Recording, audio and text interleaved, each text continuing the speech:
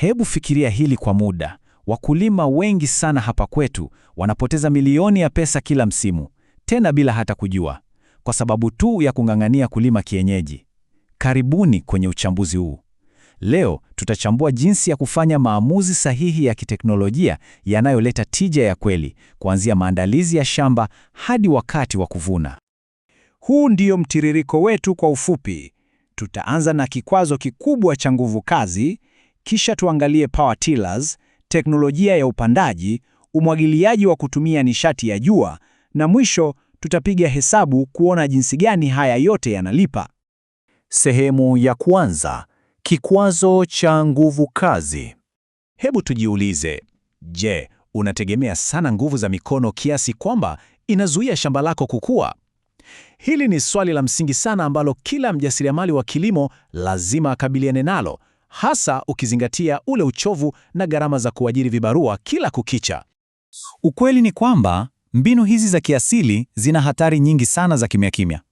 Kuanzia uhaba wa vibarua wakati msimu unapopamba moto, uchovu wa kimwili, mpaka gharama kubwa zinazojirudia za diesel, hivi vyote vinanyonya faida yako kabla hata hujapanda mbegu moja.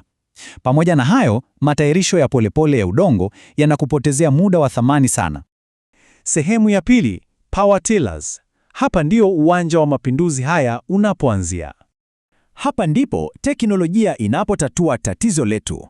Badala ya kutumia watu 10 kulima, power tiller ni mashine inayoendeshwa na mtu mmoja tu, lakini yenye ufanisi wa hali ya juu. Ni kamilifu sana kwa kuandaa udongo kwenye mashamba madogo na ya kati, inarahisisha kabisa ile kazi nzito. Na hapa ndipo hesabu zinaposisimua kweli. Fikiria hili. Power tiller ya kisasa inatumia lita 2 tu za mafuta kulima hekta nzima ndani ya masaa mawili. Sasa, fanya hesabu rahisi. Linganisha mamilioni unayolipa kulima eka 5 kwa mwaka ukitumia vibarua au kukodisha trekta kubwa dhidi ya gharama ya kununua na kutumia power tiller. Tofauti ni kubwa mno. Inaokoa pesa ukiangalia vizuri. Inafanyaje kazi kwa ufanisi kiasi hicho? Ni hatua 3 tu. Kwanza, inaingiza hewa kwenye udongo mgumu. Pili, inang'oa magugu yote kwa kutumia panga zake zinazozunguka. Na 3, inaandaa tuta zuri sana la mbegu. Hii inamaanisha udongo wako unakuwa tayari kupokea maji na kuotesha mbegu kwa urahisi bila lile tatizo la ardhi kugandamizwa na matrekta mazito. Sehemu ya 3, teknolojia ya upandaji. Sasa udongo upo tayari, tunapandaje? Kulingana na zao lako, unaweza kutumia kifaa kidogo cha kubeba mkononi unachodumbukiza kwenye udongo kuweka mbegu kwenye mashimo ambacho tunakiita jar planter. Au unaweza kurahisisha zaidi kwa kusukuma push planter, ambayo ni mashine yenye magurudumu inayodhibiti kina na umbali wa mbegu yenyewe unapopita kwenye mistari. Kama tunavyoona hapa, kuna chaguzi mbalimbali. Kuanzia chapa ya Earthway ya alumini kwa dola 167 hadi Hos au Junks zinazofika dola 640 zinazotoa usahihi wa hali ya juu kwa mbegu tofauti. Inategemea na bajeti yako, lakini kila moja inakupa thamani kubwa. Uzuri wa vifaa hivi vya upandaji ni kwamba vinaondoa ile hasara iliyojificha ya kuruka mbegu au kupoteza pesa kuwalipa watu tena kuja kupunguzia miche iliyosongamana shambani. Mashine hizi zinalinda uwekezaji wako wa mbegu na kuokoa muda wako kwa usahihi kabisa. Sehemu ya 4, umwagiliaji wa kutumia nishati ya jua. Mbegu ziko ardhini. Sasa tuangalie gharama nyingine kubwa, maji. Fikiria uwezo wa kuzalisha umeme wako mwenyewe hapo hapo shambani.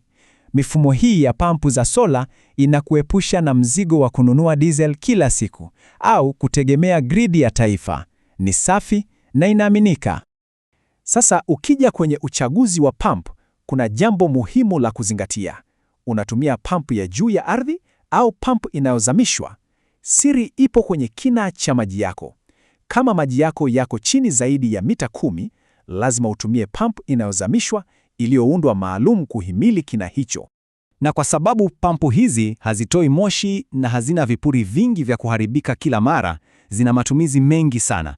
Kuanzia umwagiliaji wa matone shambani, kunywesha mifugo kwa uhakika, hadi kusukuma maji kwenye maeneo ya mbali. Sehemu ya 5, kuhesabu faida yako au ROI. Tukijumlisha yote haya, tunapata picha gani?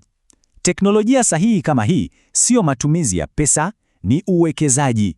Sola inakupa maji bila gharama ya mafuta, pawatila inapunguza masaa na gharama za vibarua kwa kiwango kikubwa, na planters zinaokoa mbegu zako. Kwa kuokoa kiasi hicho kikubwa cha gharama za uendeshaji, chombo kama pawatila kinaweza kujilipia chenyewe ndani ya msimu mmoja au miwili tu. Faida yako inaongezeka maradufu. Nawaachia na swali hili: je, uko tayari kuacha kulifanyia kazi shamba lako na badala yake kulifanya shamba lako likufanyie kazi? Kama unalima kibiashara, hisabu zako lazima zisimame. Tukutumie mchanganuo wa jinsi pawatila itakavyopunguza gharama zako. Wasiliana na Kilimo Biashara Africa Limited leo kupitia 0763 071007. Tupange mikakati ya shamba lako.